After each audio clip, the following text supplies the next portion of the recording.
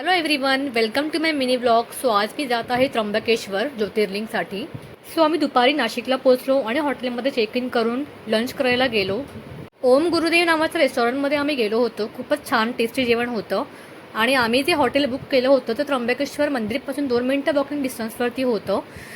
तुलसी in नावाचं hotel होतं. खूपच छान आहे. लंच करून मस्तपैकी झोप काढली आणि त्यानंतर आम्ही दर्शन करायला गेलो इव्हिनिंगला. नाशिकचा कुंभमेळा जो असतो तो याच प्लेसवरून चालू होतो. स्टार्टिंग प्लेस जो आहे तो हाच आहे.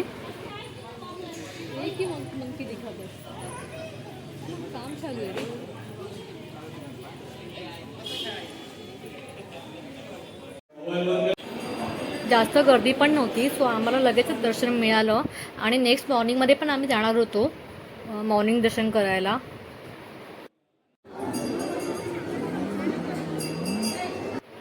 दर्शन खूपच छान झालं. खूप पॉझिटिव्ह वाईब्स आले.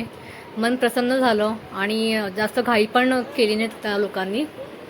सो खूप छान वाटलं दर्शन करून. ज्यांना लवकर दर्शन करायचं असेल त्यांनी 200 रुपीजचा इथे पास मिळतो, तो तुम्ही घेऊ शकता आणि 15 मिनिटांमध्ये दर्शन मिळून जातं. सो असा होता माझा त्र्यंबकेश्वरचा डे 1. व्हिडिओ आवडला असेल तर प्लीज लाईक करा, शेअर करा आणि सबस्क्राईब करा. बाय.